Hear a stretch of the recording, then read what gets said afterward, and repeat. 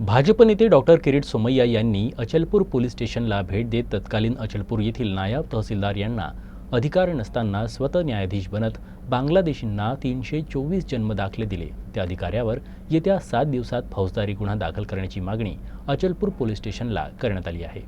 रोजी Achalpur police station येथे 2 तक्रारी दिल्या आहे। त्यामध्ये एक अचलपूर तहसील कार्यालयातील नायब तहसीलदारांनी स्वतः तोतया न्यायाधीश होत त्यांना कोणतेही अधिकार नसताना 324 जन्माचे दाखले दिले। तसेच दुसरे म्हणजे अचलपूर तहसील कार्यालय येथे अनेक बोगस जन्मदाखल्या प्रकरणी नायब तहसीलदारांवर फौजदारी गुन्हा दाखल करण्याच्या मागणीसाठी त्यांनी अचलपूर पोलीस स्टेशन येथे उपविभागीय पोलीस अधिकारी संतोष खांडेकर यांच्याकडे केल्याची माहिती पत्रकारांना दिली।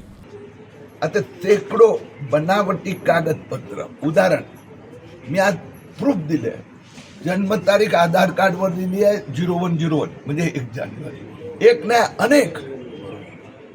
आणि त्यांनी अर्ज करताना त्याचा जन्म कुठल्या तारखेला झाला तर दुसरंच कुठलं भलतीच तारीख दाखवली आणि त्यातील दिलं तसा ऑर्डर। म्हणून अशा प्रकाराचं फ्रॉड फोर्जरी तहसीलदार कार्यालयाने केली आणि जिल्हाधिकाऱ्याने सगळं दिल्यानंतर त्यांनी काही कारवाई केली नाही आहे।